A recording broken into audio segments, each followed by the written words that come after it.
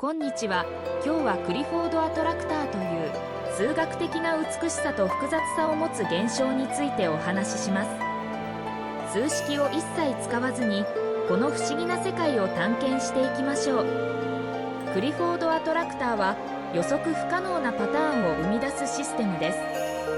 これは自然界のパターンや形成、例えば雲の形や山の輪郭などに見られるような複雑で美しい構造を作り出します。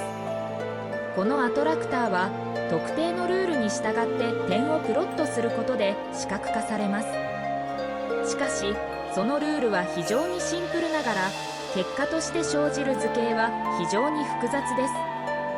実際にクリフォードアトラクターを視覚化するにはコンピューターを使って数千数万の点をプロットします。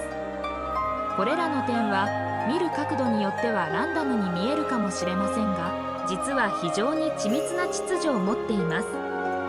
クリフォードアトラクターは数学の魅力的な例です。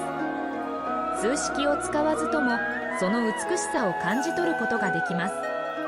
この動画がクリフォードアトラクターの不思議な世界への興味をかきたてるきっかけになれば幸いです。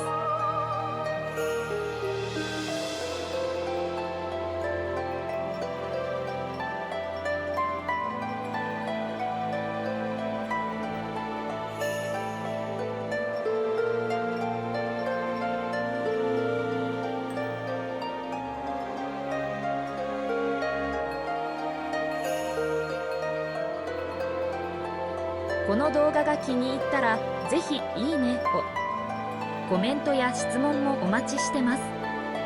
そしてチャンネル登録を忘れずに。次回もお楽しみに。